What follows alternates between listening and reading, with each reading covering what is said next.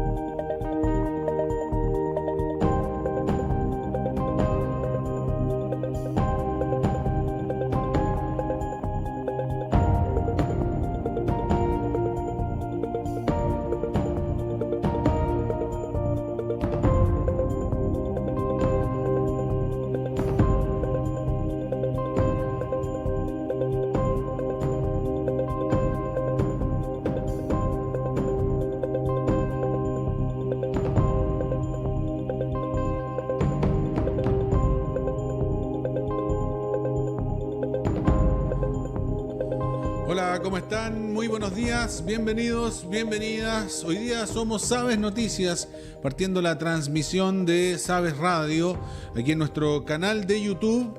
Ya después, en el horario de las noticias, va a venir la primera vuelta. Ya les vamos a contar por qué hicimos esta inversión en la programación del día de hoy de Sabes Radio.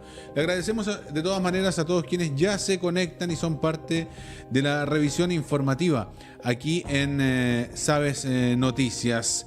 Está disponible nuestro chat en vivo. Pablo Suárez nos comenta: soy el primero. Hoy es viernes y mi cuerpo lo sabe. Claro, hoy es viernes 14 de agosto del año 2026.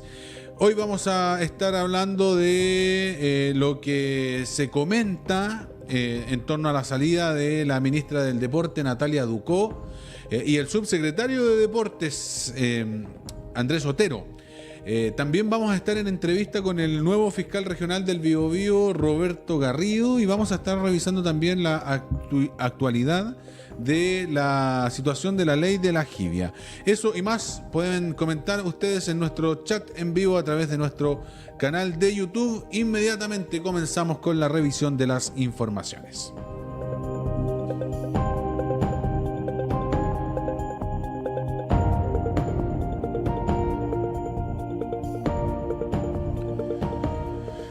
Se conecta también Rodrigo Ulloa Jiménez, dice: hola, buenos días, recién conectándome, saludos Christopher, listo mi like. No es tarde, muchachos, no es tarde, son las 10:41, solo que hoy, por un breve ajuste por la entrevista que vamos a tener luego, estamos comenzando primero las noticias este día viernes, luego viene el equipo de Primera Vuelta y Arriba de la Pelota como siempre. Saludos desde Coquimbo, nos dice Pablo Suárez, saludos también. Gracias por conectarse a la información aquí en Sabes Radio.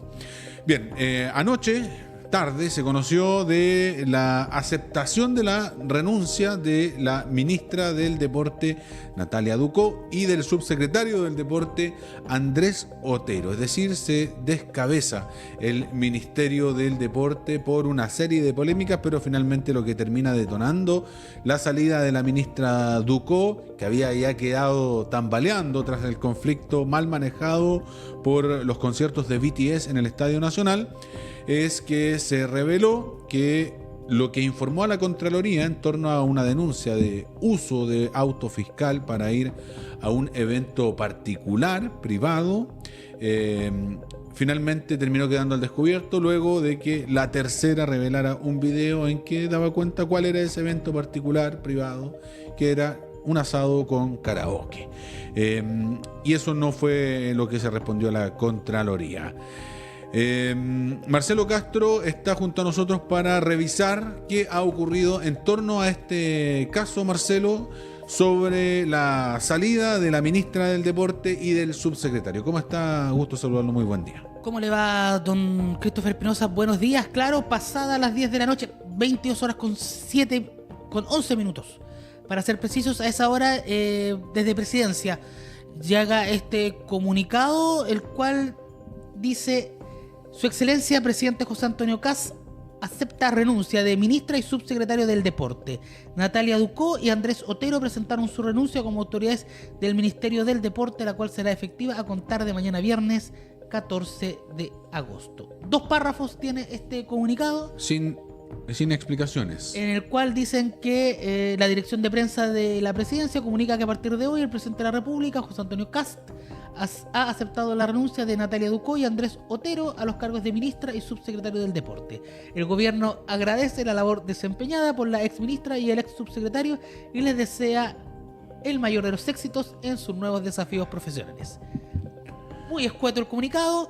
Recordemos que, como tú lo decías en la presentación, a la ministra Natalia Ducó ya se le había acabado la cuenta corriente. No eran pocas las polémicas. No eran pocas sus polémicas, vamos contando. Partió mal con esto de en una visita a deportistas de alto rendimiento que le iban a entregar ropa bonita para que se vean bien. O sea, ese no era el problema dijo que ese iba a ser su prioridad. Exacto, y eso causó escozor entre los deportistas y también entre parlamentarios, lo cual generó, ahí están viendo el comunicado que envió presidencia, no es más que eso el comunicado. Eso generó molestia, lo cual se acrecentó después con lo ocurrido con los conciertos de BTS y todo el manejo que hubo alrededor de ese episodio, que terminó con la salida de la entonces directora subrogante del IND, en el cual ella primero acusa que no se le informó, después se conocen de reuniones de lobby con la productora a cargo de los conciertos, reuniones donde el IND no estuvo presente, todo el manejo que estaba aparejado ahí no se manejó como correspondía, se vio a una ministra sobrepasada, informaciones cruzadas que no correspondieron, y ahora con esta información que se da a Contraloría de una salida que tiene la ministra en el vehículo fiscal. Con chofer. Exacto. Todo con el ministerio a una salida particular, a un asado. Ella había informado a Contraloría, ya había entregado la respuesta. Y ayer la tercera revela el video en donde participa ella. Aquí, por lo que se comentó, pasan 2 cosas. Uno, la respuesta a Contraloría no pasó por la moneda para su visación. ¿Otra vez descoordinación? Otra vez. Eso generó malestar en el segundo piso porque todas las respuestas a Contraloría pasan por ahí, deben ser chequeadas. Y el segundo punto es que en la respuesta Ducó, dicen, mintió. Claro, porque ella aseguró estar en una reunión de trabajo. Exacto, y en el video lo que menos se ve es que ella esté trabajando. Claro, o sea, el video que revela la tercera da cuenta de que se trataba claramente de un asado, nada más que eso. De una actividad, de un ágape, claro, que lo que menos se ve que es que ella trabaje. Y que estaba con karaoke incluido. Exacto. Entonces, claramente, el contexto de la formalidad de un trabajo para ocupar recursos públicos para movilizarse, en este caso, finalmente termina... Me recordó el caso de una autoridad que vendía frambuesas en un auto fiscal. También, hace años atrás. Sí. Todo eso está ya regulado. Gracias a ese caso. Claro, ¿para qué son los vehículos fiscales? ¿Para qué? ¿En qué casos se ocupan? Claro. Eso está normado y regulado, y claramente acá hace falta la... Se ocupa para traslados desde la vivienda al ministerio o al lugar de dependencia, y para traslados que tengan que ver con los fines laborales. Ahora, en este caso ese traslado no tenía que ver con fines laborales. Esta es la última polémica, porque como decíamos, Marcelo, el recuento habla de... su primera intervención como ministra es decirle a los deportistas que la prioridad... ¿Cuándo avaló el rodeo? Claro, va a ser la ropa linda. Luego, que efectivamente avaló el rodeo como deporte nacional, lo que no se escapa mucho de lo que piensa este gobierno. Exacto, pero generó en ciertos grupos también una molestia potente. Exactamente. Está el tema del chamán, como asesor. Sí. Que fue parte también de la polémica. La situación con el manejo del concierto de BTS, que esa fue la gran polémica de la gestión. Yo creo que ese va a ser el recuerdo que va a tener la gestión de Natalia Ducó. Y finalmente este tema vinculado a la probidad. Imagínate, de 5 polémicas, una sola es relativa a deporte, el resto son cosas anexas, pero que igual el manejo del estadio. Tenemos declaraciones. Hay 2 testimonios. Uno del diputado Carlos Carvajal, que acaba de llegar, y se lo remitimos recién a Richard, y el diputado Otuiti Teao. Ambos son integrantes de la Comisión de Deportes y opinan de esta situación, que cuestionan esta determinación. Ojo, vamos a escuchar a Carlos Carvajal de oposición, primero, el cual cuestiona un poquito esta determinación. Tal como lo veníamos diciendo, la continuidad de la ministra Natalia Ducó era insostenible. Su salida junto a la del subsecretario Andrés Otero reflejan una pésima gestión que nunca tuvo como prioridad los deportistas. Esperemos que las nuevas autoridades que asuman corrijan los errores, se tomen en serio su labor y presenten un plan concreto para las y los deportistas de nuestro país. Ya, ahí vamos al diputado Carvajal, que cuestionó la gestión, una gestión no enfocada en los deportistas. Y que no estaba conforme tampoco prácticamente con nada. O sea, nadie está conforme, por lo menos en la oposición, con la gestión de Natalia Ducó. Ahora vamos a escuchar al diputado Otuiti Teao, quien respaldó la decisión de La Moneda con esta salida. Encontraba que era algo bastante necesario. Respetamos la decisión del presidente José Antonio Kast de realizar este cambio en la cartera de deportes. Valoramos además que este gobierno tenga como principios fundamentales la buena gestión, la probidad y el uso responsable de los recursos públicos. Son estándares que deben estar siempre presentes en el ejercicio de la función pública y que contribuyen a fortalecer la confianza de la ciudadanía en sus instituciones. Ahora, nuestro foco está en dejar atrás la polémica y concentrarnos en dar continuidad a las iniciativas y proyectos que el Ministerio venía impulsando, tanto a nivel nacional como en las distintas comunas y territorios que represento. Esa es la tónica en el oficialismo, un respaldo a la gestión, a la decisión del presidente José Antonio Kast con respecto a la salida de Natalia Ducó, la tercera ministra que sale en este gobierno. Ya lo había hecho Mara Cedini y Trinidad Steiner, ese cambio de gabinete a los 69 días de administración, Christopher. Sí, es la tercera ministra entonces que deja el gobierno. Esta mañana escuchábamos al ministro de Seguridad, Martín Arrau, quien reafirma las decisiones en temas de probidad administrativa. Ese es el concepto que finalmente el gobierno está acuñando, y han anunciado un cambio de gabinete o un ajuste ministerial, porque no hay más que solo el reemplazo de la ministra y el subsecretario, ¿cierto? Sí, al mediodía va a ser este cambio de gabinete, ajuste, como lo precisan desde el gobierno. Y se presume que uno de los nombres que podría subir es un viejo conocido de la política. ¿Quién sería? Rodrigo Delgado. Entiendo que dijo que no. Ese era uno de los nombres que estaría sonando. Sí. Porque él ya estuvo por el paso por La Moneda, pero hay que ver también qué otros nombres que sonaron cuando ella estuvo siendo tanteada para nombre de gabinete. Ojo, aquí cuesta decirle no a un presidente. Claro, eso va a ocurrir al mediodía en La Moneda. Ya está en sabes.cl las polémicas que marcaron el paso de Natalia Ducó por el Ministerio del Deporte. Ella alcanzó a venir una vez en calidad de una ministra. vez en una pauta bastante express. Sí, vino rapidito y salió. No aceptó muchas preguntas tampoco. 3 preguntas. Claro, porque estaba Fue en el estadio Roa Rebolledo, estaba en medio de la polémica de BTS cuando del vino. rodeo. Claro, Del rodeo. cuando vino acá a Concepción. Bien, don Marcelo, muchas gracias. Que esté bien, buen día. Nosotros continuamos en la revisión de noticias. Quédese aquí en Saber Radio.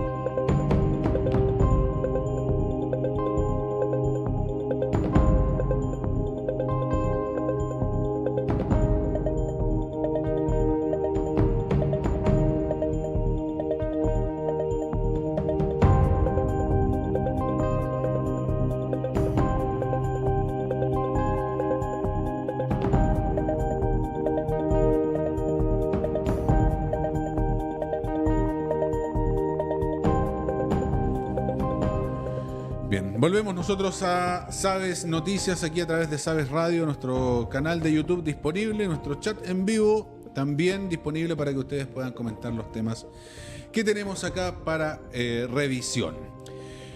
Vamos a conversar ahora con nuestro entrevistado para esta jornada. Se trata del recién asumido ya su segunda semana de trabajo en el Biobío, el nuevo fiscal regional, don Roberto Garrido Bedbel. ¿Cómo está, fiscal? Gusto saludarlo. Muchas gracias por aceptar la invitación a conversar unos minutos acá en Sabes. Muchas gracias por la invitación. Es un honor y un placer poder conversar con usted esta mañana. Fiscal, ¿cómo han sido sus primeros días a cargo de lo que dijo el fiscal nacional? O sea, una de las fiscalías más complejas a nivel nacional, o la más compleja, por llamarlo así. Sí. Bueno, ha sido semana bien intensa. Ya se está completando la segunda semana desde que me correspondió asumir la dirección de esta Fiscalía Regional con un nuevo equipo directivo. Hemos invertido bastante tiempo en recorrer las dependencias de la Fiscalía Regional, de las de Fiscalías en la región. Nos falta solo la oficina de Mulchen, que por algún inconveniente de tránsito no pudimos llegar, pero es muy importante acercarse a los equipos, conocer cuáles son las necesidades directamente de la gente que está en la operación y poder empezar a implementar cambios para que se note cuál es la dirección que yo quiero imprimir a esta fiscalía en la región del Biobío. ¿Por qué es la más compleja? ¿Usted acogió se acuñó esa declaración? Bueno, son expresiones que responden a varios factores, pero quiero aclarar una situación. Cuando yo asumí hace 5 años atrás en la Fiscalía de la Araucanía, también el discurso era el mismo. Esta es la fiscalía que tiene la problemática más importante en términos de criminalidad.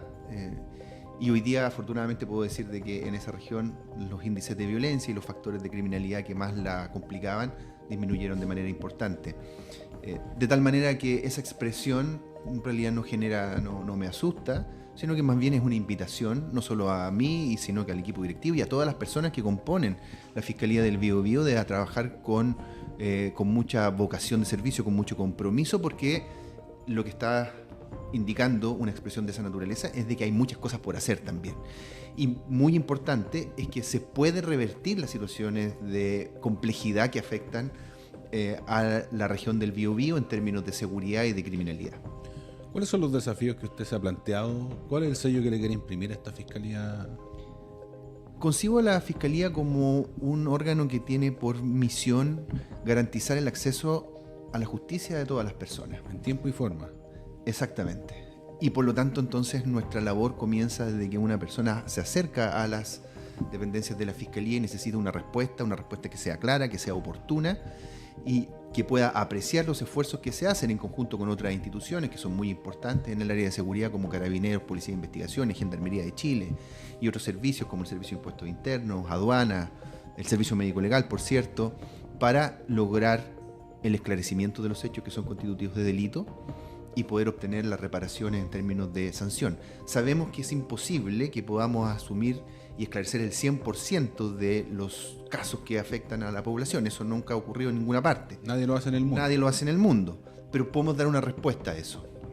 Podemos no solo intentarlo, sino que también podemos mejorar nuestra forma de comunicación, podemos resaltar lo que estamos realizando correctamente y podemos además ser más eficientes mejorando la tasa de esclarecimiento de algunos delitos y impactando además fuertemente en los mercados delictuales. Es decir, revirtiendo la sensación de inseguridad que nos afecta y que nos limita y que afecta nuestra calidad de vida, por cierto. Muy bien. Fiscal, vamos a algunos casos que le toca asumir a usted como fiscal regional. El gobierno regional del Biobío en particular es un foco por los convenios. Es el gobierno regional del país con más convenios objetados y con aristas penales abiertas. ¿Qué actualización se puede hacer de la totalidad de los convenios, más allá de casos particulares? Hubo en su momento 18 causas que se denunciaron. ¿Cuántas de esas efectivamente se están investigando? Bueno, al momento hay una treintena de investigaciones relativas, un poco menos de 30, investigaciones que están vinculadas con traspaso de fondos desde fundaciones o desde el gobierno regional a algunas fundaciones. Son procesos extensos, son lentos, pero ha habido un avance importante. Hay más de 30 personas formalizadas, 11 personas acusadas aproximadamente sobre esta materia.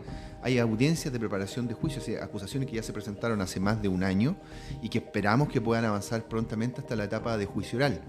por el nivel de delitos que están involucrados y las penas que hemos requerido, nosotros consideramos que muchos de estos casos deberían terminar en juicio oral, independiente de que algunos acusados quieran solicitar que se termine con un procedimiento abreviado. Eso siempre ocurre en este tipo de investigaciones, pero lo importante es poder, ya dentro de lo que queda de este año y a principios del primer semestre del próximo, empezar a tomar decisiones en términos de condenas de las personas que han sido acusadas. La arista más mediática es la de la Fundación En Ti. Allí el Ministerio Público se había abierto a salidas alternativas, pero finalmente en una audiencia uno de los fiscales que reemplazaba a la fiscal María José Aguayo termina comunicando de que no va esa opción. ¿Usted está de acuerdo que en esa arista haya que llegar a juicio oral? La misión de la Fiscalía es acusar a las personas y llegar a juicio oral. La salida alternativa, como la suspensión condicional del procedimiento o los juicios abreviados, son situaciones excepcionales. Si nosotros ya presentamos una acusación, si ha pasado tanto tiempo, además desde que se dedujo la acusación, tenemos que tener una buena razón para no llegar al juicio oral. De manera que nuestra intención es obtener las condenas en los juicios orales, porque además es donde se tienen que vertir todos los antecedentes que se han reunido durante la investigación. ¿Ha tomado conocimiento usted de algunas causas en particular? He estado interioриzándome de las más relevantes que están asignadas precisamente a la Fiscalía Regional. Llama la atención que en los casos que involucran a los gobiernos regionales, quienes estaban a cargo de los gobiernos regionales, los jefes de servicio, no vayan a ser formalizados. Usted cuando estaba en la Araucanía, el gobernador regional de allá tampoco entró en esa lista. ¿Qué ocurre ahí? ¿Cómo Bien, se le explica a la gente? Eso es interesante porque esto generó una gran conmoción en todo el país, es una realidad que afecta a diferentes regiones. La investigación de los delitos y la imputación de cargos se basa en los antecedentes que se reúnen durante una investigación. En la región del Biobío, en la región de la Araucanía y en otras regiones, estas investigaciones han acumulado una gran cantidad de antecedentes. Si no se han hecho imputaciones en contra de alguna persona en particular, es porque no se han reunido antecedentes que permitan acreditar una responsabilidad penal de esas personas. Este no es el único nivel de responsabilidad. Entendemos que pueden haber responsabilidades de orden administrativo o incluso de responsabilidad política vinculada con el ejercicio de un cargo, pero si no existen medios de prueba que vinculen directamente a una determinada persona, que puede ser el gobernador, puede ser el intendente, el delegado presidencial u otra autoridad que ejerza los más altos cargos dentro de la administración del Estado, no se puede sostener una imputación simplemente porque era la cabeza del servicio. Toda imputación se tiene que basar en pruebas. Y si no se reúnen esos antecedentes y si no se han hecho esas formalizaciones, es porque esos antecedentes hasta el momento no han aparecido. ¿La fiscal Aguayo va a seguir a cargo de las causas, de todas las de corrupción? Tengo un muy buen concepto del trabajo que ha desarrollado en específico la fiscal María José Aguayo y todo el equipo de la Fiscalía del Biobío.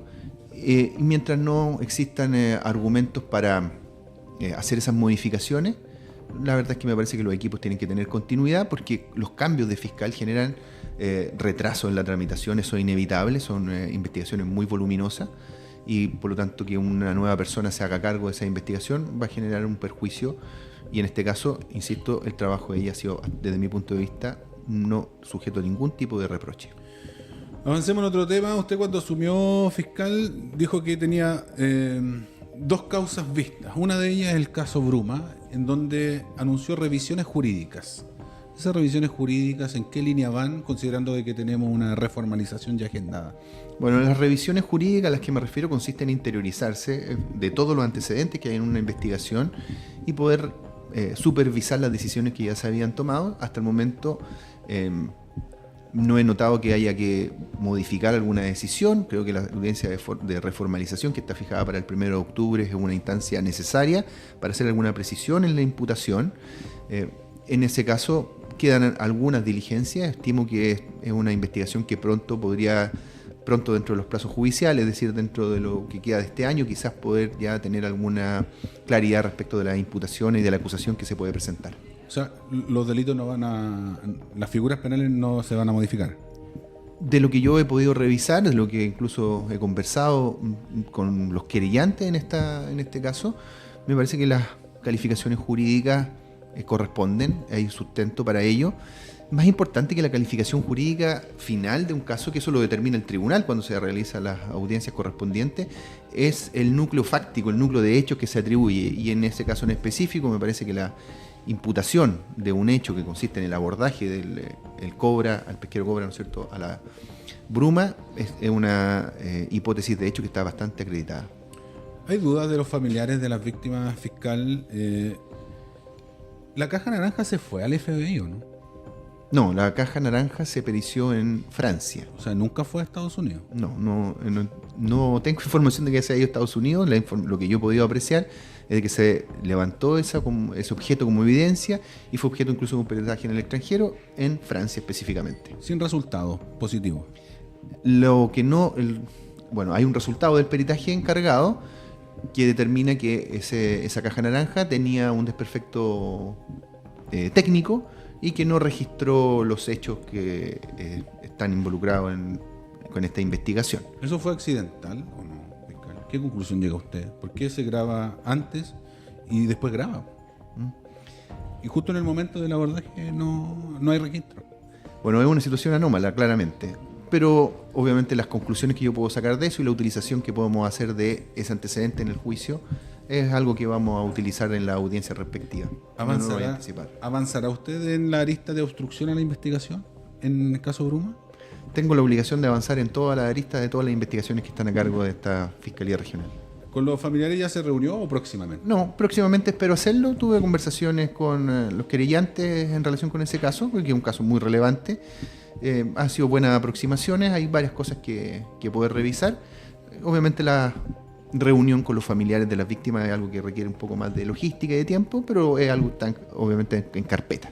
Ellos revelaron en la última reunión fiscal que habían solicitado un nuevo peritaje a la Caja Naranja en el extranjero. ¿Usted está en conocimiento de eso? No estoy en conocimiento de eso, pero es algo que quizás pueden haberlo planteado. No me lo han informado directamente, lo más probable. Muy bien. Otro tema que es importante es lo que ocurre con los mega incendios del verano, donde hay una afectación que todavía queda en evidencia, que es lo que ocurre en Lirquén, en Punta de Parra, y allí hay un imputado, una persona imputada que aparentemente por actuar negligente, es lo que se conoce ahora, habría sido quien ocasiona el incendio. ¿Ha hecho revisiones jurídicas allí también? ¿Hay algo que esté pendiente por hacer? Sí, se solicitó una ampliación del plazo de investigación porque quedan algunas diligencias, sobre todo explorando aristas que van un poco más allá de la persona que está imputada. Es una cuestión que me parece necesario despejar para determinar, una vez que se acaben las diligencias que se decretaron, si es que se trata del único imputado o bien pueden haber otro tipo de responsabilidades o atribuir responsabilidades de carácter penal a otras personas. ¿Resulta verosímil atribuir a una persona un actor negligente con las condiciones que habían en el verano ese nivel de daño causado? Bueno, precisamente eso es lo que hay que despejar. Si solo depende de la acción de una persona o si se trató de hubo otros factores que contribuyeron a producir ese resultado. Como por ejemplo, fiscal, ¿en qué línea puede avanzar allí? Podemos analizar la situación de otros predios, de otros focos de incendio que se extendieron y se reunieron justamente con quien terminó provocando el mayor daño. ¿Hubo más de un foco ese día? Hubo más de un incendio ese día, más de un foco. ¿Y el resto de los inicios se ha investigado? Eso es lo que estamos trabajando. Pero sí que se juntaron, es evidente. Sí, hubo una conjunción de factores, no solo de incendios, factores que terminaron provocando esta situación tan lamentable. ¿En cuánto proyecta usted que esa causa pueda avanzar lo más rápido posible? En los tiempos judiciales, sí. Obviamente. No, yo estimo que eso todavía le queda algunos meses de investigación. No me atrevería en ese caso concreto a hacer alguna proyección, porque en ese tipo de peritaje es más lento y es más extenso, además, por el carácter de la diligencia que hay que realizar. Claro, el rol de la Fiscalía ahí resulta relevante por lo que viene posterior. Más allá de quien resulte condenado, acá hay una afectación múltiple de familias que esperan recuperar lo que perdieron. Sí. Pero eso va a depender también exactamente de quién se puede atribuir la responsabilidad en la causa del incendio. Me parece que específicamente en relación con la persona que está formalizada, su contribución y cómo se produce el foco, uno de los focos de incendio al menos, está bastante clara. Muy bien. Otro tema fiscal, me imagino que se ha interiorizado en estos primeros días, es la situación del joven asesinado en una fiesta de Año Nuevo. El caso se conoce como el caso Cristóbal Miranda.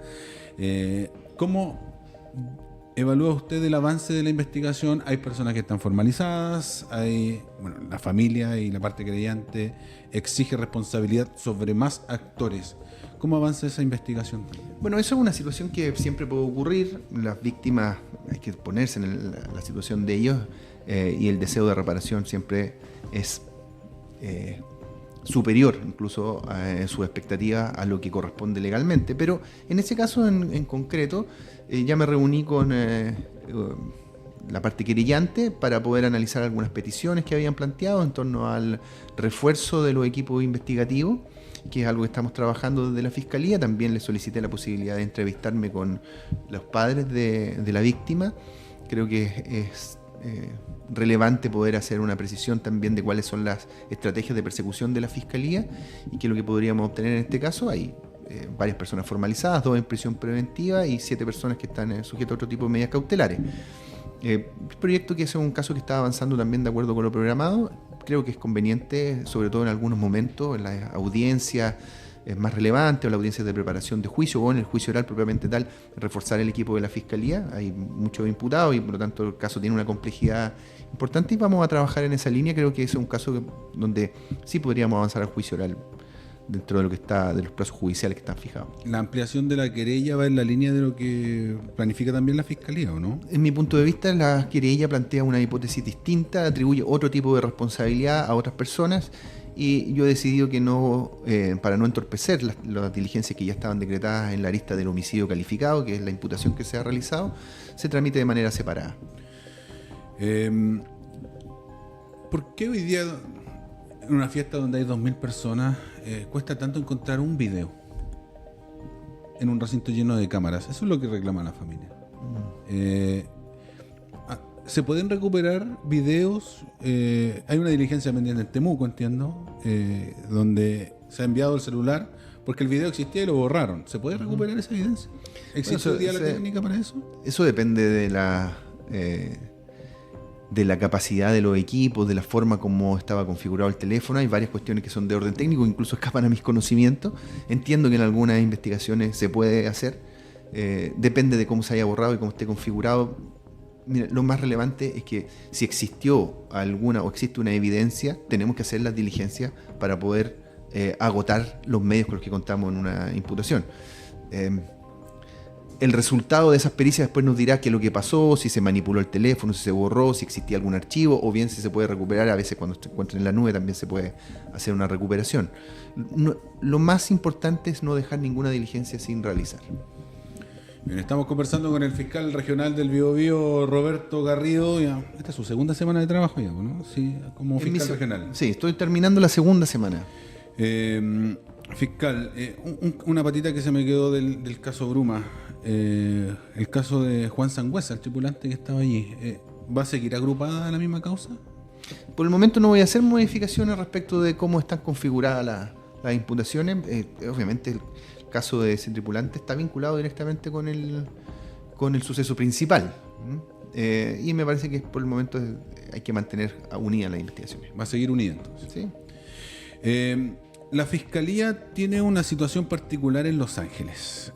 Hay un caso en investigación por la Fiscalía Regional de Ñuble sobre una trama de corrupción judicial. De hecho, la Corte Suprema se ha pronunciado ayer y ha acogido la querella de capítulos en contra del ex fiscal de Los Ángeles, Rodrigo Durán. ¿Cómo se va a intervenir allí, fiscal? ¿Cómo se retoma la confianza en esa fiscalía por parte no solo de ustedes, sino de la ciudadanía? Sí, bueno, precisamente la primera fiscalía que visité luego de asumir mi función fue la Fiscalía Local de Los Ángeles. Conversé con los funcionarios, me enteré del funcionamiento, de cómo está operando ese equipo.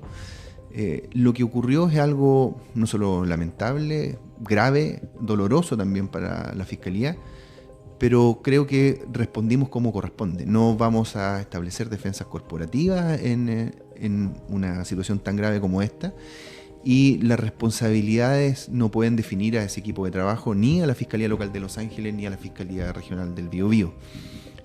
Obviamente vamos a reforzar los controles, no solo las prácticas que pueden ser constitutivas de delito, sino que la probidad como una cuestión que se vive diariamente en nuestros equipos de trabajo. La mejor respuesta que podemos dar frente a situaciones de crisis como esta es más trabajo, más eficiencia, mayor comunicación y cercanía con la ciudadanía. De esa manera, no con palabras ni discursos, sino con hechos, con acciones, podemos demostrar lo que estamos realizando y de qué manera en el día encarnamos lo que yo le mencionaba al principio, que la Fiscalía es una institución que tiene que garantizar el acceso a la justicia de los demás y que ante situaciones que ocurren en el interior de nuestro equipo vamos a ser implacables con la aplicación no solo de las sanciones administrativas, sino que también de orden penal. ¿Algún plan de intervención en particular? Bueno, hay un plan de intervención que dice relación con trabajar con esos equipos para el control de aspectos relativos a la probidad y a los códigos de ética que rigen la acción de la Fiscalía. Y eso es una cuestión permanente y que además se va a notar en el refuerzo que en el que estamos trabajando desde el control de la unidad jurídica de la Fiscalía Regional. Esto lleva a revisar situaciones, no digo que en todas pase lo mismo porque es un caso puntual, pero situaciones de vínculos familiares en rigor. Los periodistas, muchos colegas se casan con periodistas, lo mismo ocurre a nivel de abogados, pero lleva por ejemplo, a revisar la situación actual en toda la Fiscalía Regional. A eso me refería precisamente con las cuestiones relativas a la probidad. Esto no es algo que dependa de la buena intención o no de quienes integran los equipos de la Fiscalía, sino que tenemos un marco normativo, legal, y tenemos códigos de ética internos que obligan obviamente a tomar algunas prevenciones en relación con las vinculaciones de orden familiar que uno pueda tener. Reforzar eso en términos de capacitación, de revisión, es algo que estamos llamados a realizar y que vamos a poner el foco de manera importante. Bien, el fiscal regional del Biobío, Roberto Garrido. Fiscal, usted solicitó la audiencia que se desarrolló en el Juzgado de Garantía de Concepción esta semana. ¿Sí? Sobre el sobreseimiento del fiscal Ortiz. Así es. ¿Cómo evalúa usted el resultado de esa audiencia? Bueno, ¿Usted lo investigó? Sí, yo lo investigué. Creo que la resolución del juez de garantía es bastante categórica. Estimó que los hechos que se investigaron no eran constitutivos de delito. Y expuso entonces que en realidad habían situaciones que eran llamativas, el hecho de que estos antecedentes estos hechos hubieran ocurrido mucho tiempo antes, que los que hubieran tomado conocimiento de ello eran funcionarios públicos que no los denunciaron, que en realidad no produjeron ningún efecto en la práctica, no hubo ningún cambio de peritaje, no hubo ningún cambio de versión, y que bien podían constituir acciones de otra naturaleza, alguna infracción administrativa o demostración de algún incumplimiento de deber funcionario, pero no eran constitutivas de delito. Las decisiones respecto del término de una causa con un sobreseimiento definitivo como en este es algo que depende del tribunal. Lo que corresponde a la Fiscalía es plantear esa discusión, dar una cuenta de los antecedentes, y en este caso fue el tribunal que estimó que los hechos no eran delito y por lo tanto acogió nuestra petición de sobreseimiento. Eso vinculado a una arista del caso Tomás Bravo. Fiscal, yo sé que usted es futbolero.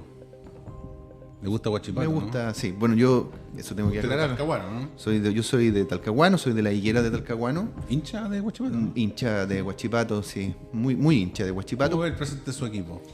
Con mucha preocupación. ¿Sí?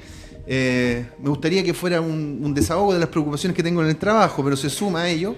Ahora, como hincha de Huachipato, yo de toda la vida, la verdad es que son situaciones que ya uno está un poco acostumbrado a enfrentar, a sufrir. Y el hecho de ser el campeón del sur y el único equipo del sur que tiene 3 estrellas también me da una satisfacción. Ahora entiendo que otros equipos de la región también estén en un buen momento, también me da alegría. Oiga, dejó herido en el corazón ahí a nuestro controlador, ¿eh? ¿Ah? El único campeón del sur. Bueno, es la realidad, es una realidad objetiva, no es sujeto a ninguna investigación. Muy bien.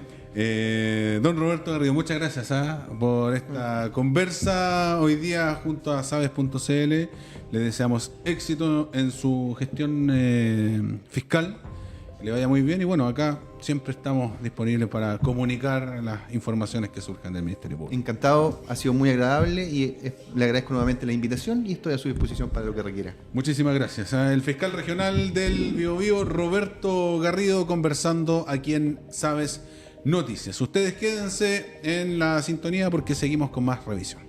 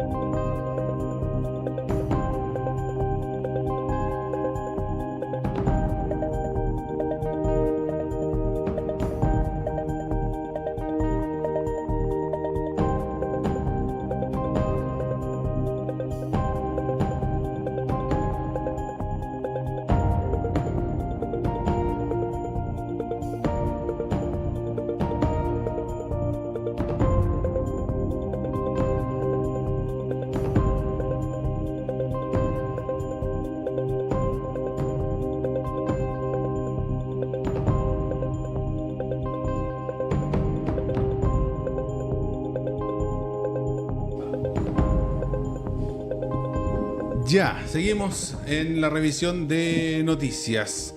La ley de la jibia es algo que obviamente ocupa acá en la región del Biobío, porque la principal reyerta en su momento, cuando se hicieron los cambios legislativos, se acordaron las cuotas y las artes de pesca de este recurso, fue acá en la región del Biobío. Me recuerdo yo perfectamente una cuña que dio un dirigente de la pesca artesanal en la puerta del Gore en ese tiempo, donde dijo: si no nos escuchan, quemaremos Chile. Ese era el tenor que había de discusión.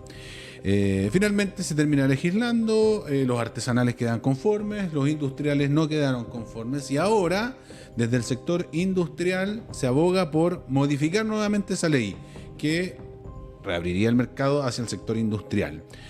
Hay opiniones, hay visiones, y las trae nuestra compañera Daniela Wilson. ¿Cómo estás, Dani? Gusto saludarte, buen día. Muy buenos días, Christopher. Sí, se reactiva esta discusión que es especialmente sensible para los pescadores industriales de la región del Biobío y también de la región de Ñuble.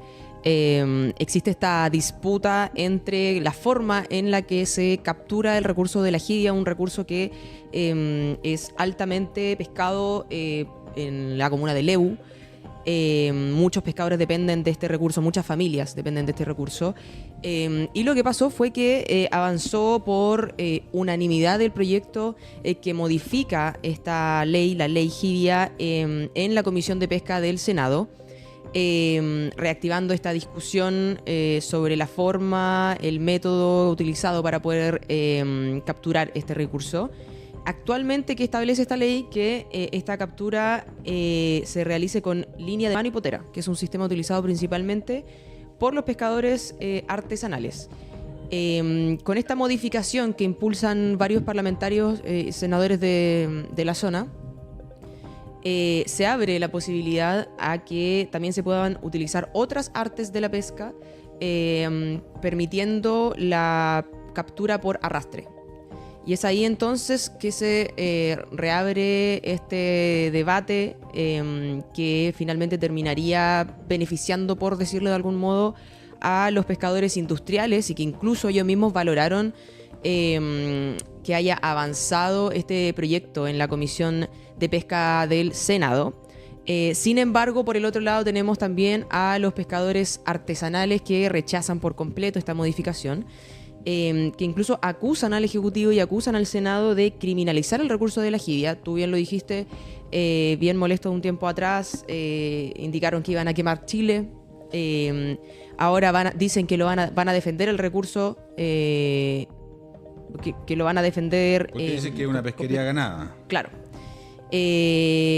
Incluso Sara Garrido, que es presidenta de la Corporación Nacional de Mujeres de la Pesca Artesanal, indicó que se deja a merced de las grandes empresas la captura de la jibia, dejando a la deriva a familias y principalmente pescadores artesanales jóvenes que hoy viven del recurso de la jibia. Un poco lo que comentábamos al inicio, muchas familias dependen de la pesca de este recurso, y esta modificación traería, por supuesto, una cierta desventaja, por decirlo de algún modo, a los pescadores artesanales que actualmente se ven beneficiados con la captura que se realiza con línea de mano y potera. Tenemos, por supuesto, declaraciones del sector artesanal. Pasamos a escuchar a Sara Garrido, presidenta de la Corporación Nacional de Mujeres de la Pesca Artesanal, y un histórico dirigente también de la pesca artesanal del Biobío, Saúl Lagos. Estamos muy preocupados, estamos muy molestas también por el anuncio que ha hecho el Senado en aprobar en general el proyecto de volver a hacer arrastre la jibia, que hoy día es una pesquería que el 80% está en manos de los pescadores artesanales. Eso creo que es criminalizar un recurso. No sé otra palabra más que expresar, dado que no nos olvidemos que la industria pesquera no está regionalizada y perfectamente va a poder pescar en las costas de todo el país, desde la cuarta, desde la quinta, en la octava, en la décima, va a poder pescar y desembarcar la jibia aquí en la región del Biobío. Por eso el llamado a los pescadores artesanales a defender lo poco y nada que hemos ganado en los últimos años. La jibia tiene que ser 100% artesanal pescar solo con petera y lina de mano. Es una pesquería que hemos ganado los pescadores y creo que ha sido una irresponsabilidad, especialmente en los parlamentarios senadores de la región del Biobío. Bien, ahí escuchábamos entonces a Sara Garrido, presidenta de la Corporación Nacional de Mujeres de la Pesca Artesanal, que indicaba con palabras más fuertes, por decirlo de algún modo, que se trata de criminalizar el recurso de la jibia, un recurso del cual dependen muchas familias de la región del Biobío, también de la región del Ñuble, manifestando el malestar que siente el sector artesanal, en este caso con esta modificación que avanzó durante esta semana en la Comisión de Pesca del Senado. Tenemos más declaraciones del sector artesanal, al histórico dirigente de la pesca artesanal de la región del Biobío, Saúl Lagos, que también indica que va a proteger el recurso de la jibia luego de que haya avanzado en la Comisión de la Pesca, en la Comisión del Senado. No sé si estará listo ya para... Todavía no. Bueno, desde la pesca industrial es completamente distinta la postura. Ellos califican de manera positiva que haya avanzado este proyecto, esta modificación, y aseguran que también existe un respaldo entre los trabajadores y los hombres del mar y los representantes de la industria. Por supuesto que es algo que ellos incluso vienen pidiendo desde hace mucho tiempo, que este recurso se pueda pescar por arrastre, muy por el contrario de lo que dicen los pescadores artesanales. Ahora sí, pasemos a escuchar entonces a Saúl Lagos, dirigente de la pesca artesanal del Biobío. Ya nos escuchamos ya en la bahía de Leu, a punto de ir a faena, el 10% de la flota que trabaja, menos del 10% que trabaja a la jibia. Y queremos decir lo siguiente: la jibia la vamos a defender tal cual como la defendimos cuando la echaron al Tribunal Constitucional, porque hemos demostrado con hechos comprobados de que la jibia nosotros la sabemos administrar. Por lo tanto, cualquier modificación que se haga en el Congreso la vamos a defender con todo y con todas las regiones que le he venido advirtiendo desde el Congreso para acá. Y ya quedan advertidos, los pescadores artesanales no vamos a permitir que se nos quite o se modifique algo que es para la sustentabilidad del recurso. La jibia tiene que quedar tal cual como estipula la ley, capturarla con lina, mano y potera. Y la vamos a defender con todo, muchachos. Ahí está entonces. Desde el mar indica que van a defender el recurso de la jibia y van a pelear entonces por poder capturarla de la manera en la que ellos la capturan hasta el momento, desde el 2019 que se promulgó esta ley. En el sector industrial aducen que el impacto en el empleo es fuerte, y ese es uno de los argumentos también. Claro, e incluso también comparan la captura que había años atrás, previo a que se promulgara esta ley de la jibia, y también la comparan con la producción y la captura que realizan en otras partes del mundo también. Entonces, claro, ahí está la disputa. Pasemos a escuchar entonces a Juan Carlos González, presidente del Sindicato Interempresas de Patrones de Pesca Industrial del Biobío. Ha sido muy positiva, recibida por nosotros, por el personal del mercado, por los hombres de mar y por el sector industrial. El año 2018 se promulga una ley que comienza a regir desde el año 2019, que es la 21.134, y que quita la posibilidad de que los buques de media agua puedan capturar jibia. Hasta ese entonces teníamos un registro de desembarco de sobre 170.000 toneladas, casi 200.000. Para poner en contexto esto y para dar un poco más de información, el año 2004, cuando esto comienza, llegamos casi a las 300.000 toneladas en la región del Biobío, entre todos los actores. Perú hoy día tiene una cuota de casi 600.000 toneladas autorizadas.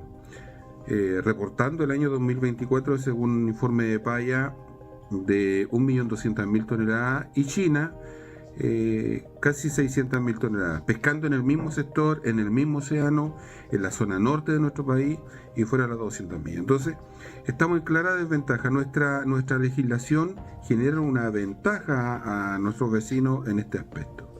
Ahí está entonces la comparación que hacen desde el mundo industrial con las toneladas que se pescan en otros lados del mundo, y también lo que se pescaba años antes que se promulgara esta ley. Desde el sector de autoridades, parlamentarios, senadores, un grupo de senadores y parlamentarios de la región del Biobío impulsan esta ley.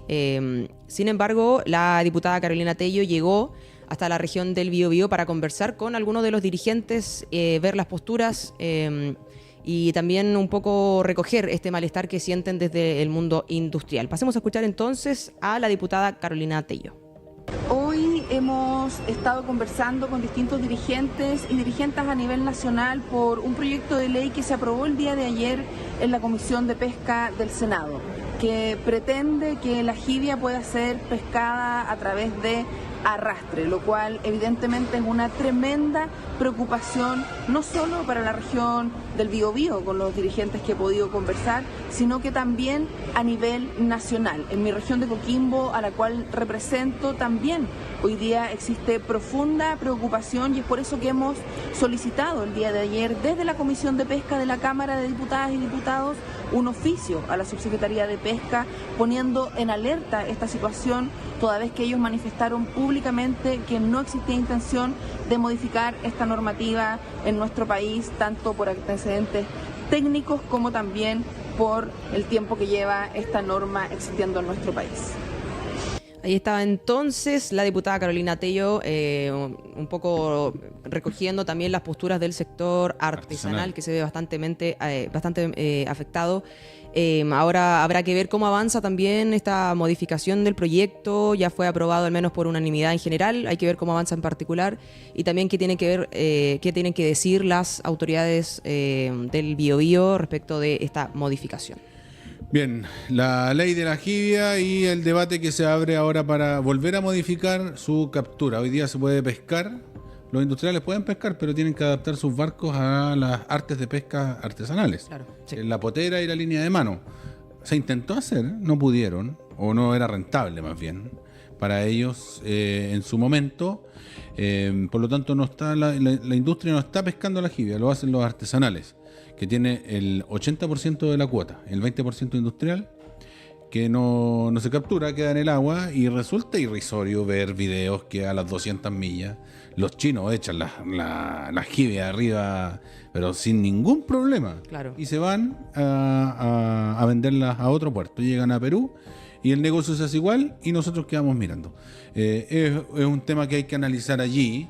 Y también tiene que conversar el discurso que se entrega del sector artesanal, porque hay que cuidar el recurso. Y el tema del arrastre, claro, eso es verdad. O sea, arrastra, por algo se llama de arrastre, arrastra con todo lo que pilla en el camino, y no es solo jibia lo que levantan, hay otras situaciones allí, el descarte y todo eso. Es un tema bastante complejo el que se ve enfrentado nuevamente la pesca artesanal y la pesca industrial. Daniela Wilson, muchas gracias. Que esté muy bien. Nosotros vamos ahora a la parte final de las noticias.